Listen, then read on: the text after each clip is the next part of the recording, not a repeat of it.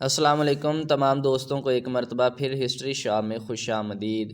دوستو آج ہم جس فرقے کے بارے میں بات کر رہے ہیں اس نے عالم اسلام میں بے پناہ تباہی مچائی اور اس فرقے کو کرامتی فرقہ کہتے ہیں۔ چلیے دوستو دیکھتے ہیں کہ یہ کرامتی فرقہ کب شروع ہوا اور اس کی تحریک کیسے چلی۔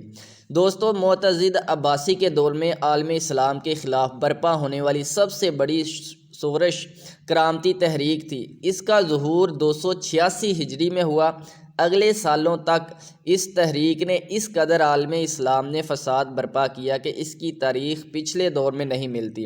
یہاں دوستوں مبالغہ نہیں کرتے لیکن پھر بھی لاکھوں بے گناہ لوگ اس کی خون آشامی کی بھینٹ چڑھے اور حرمین شریفین کا تقدس بھی پامال ہوا۔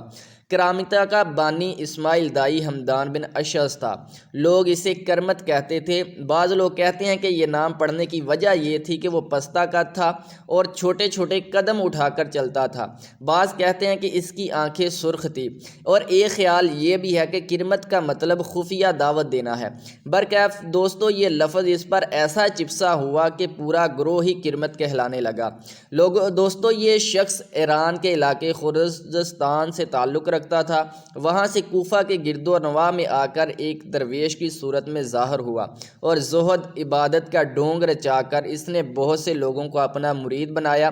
کچھ مدت بغداد میں رہا۔ اس نے خفیہ طور پر مہدی ہونے کا بھی دعویٰ کیا۔ پھر کہا کہ عیسیٰ مسیح کی روح میرے اندر اتر آئی ہے۔ اس طرح ترقی کرتے کرتے اس نے روح القدس یعنی حضرت جبرائیل ہونے کا بھی دعویٰ کیا۔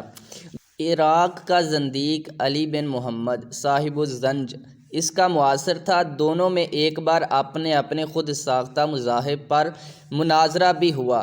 کرمت کا کہنا تھا کہ اگر میں ہار گیا تو 1,00,000 مسلح افراد کے ساتھ بیعت کر لوں گا، مگر کوئی نتیجہ نکلنے سے پہلے ہی کرمت نماز ظہر کے وقفے میں وہاں سے کھسک گیا۔ اس مناظرے کے کچھ عرصہ بعد صاحب الزنج عباسی فوج کے ہاتھوں قتل ہو گیا۔ یوں کرمت کے لیے میدان بالکل خالی ہو گیا۔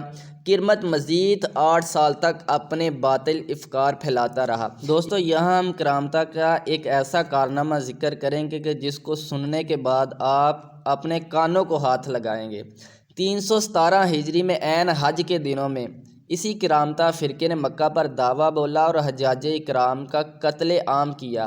اللہ کے گھر خانہ کعبہ کو خون سے رنگین کیا اور حجر اسود کو اس کی جگہ سے اکھاڑ دیا۔ اس عظیم سانحے سے پوری امت مسلمہ بلبلا اٹھی اور ہر طرف چیخ و پکار کا ایک طوفان برپا ہو گیا۔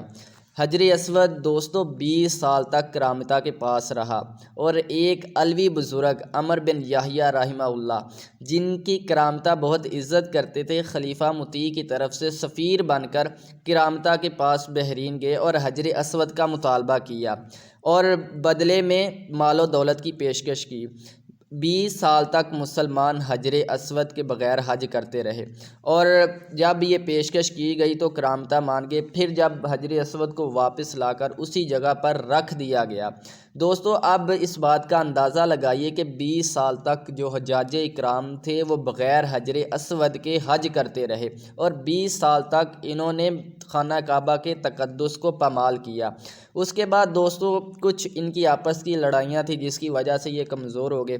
یوں خلیفہ نے موقع پاتے ہی ان کا قلعہ کما کرنا چاہا، لیکن یہ اپنا وجود برقرار رکھنے کے لیے وہاں سے بھاگ نکلے اور ایران، ترکستان، غزنوی، سلجوق سلطنت کی حدود میں جا گھسے۔ دوستو یہاں بات ایک قابل غور رہے کہ سلجوق سلطنت، غزنوی سلطنت اور سلطنت عثمانیہ کے مکمل سلطان انہوں نے اسی گمراہ فرقے کا ہر دفعہ سامنا کیا اور اسی وجہ سے سلطنت عثمانیہ کا اختتام ہوا۔ دوستو اللہ تبارک و تعالی ہمیں ایسے گمراہ عقائد سے بچائے اور اللہ تبارک و تعالی ہمیں صحیح راستہ دکھائے۔ دوستو یہ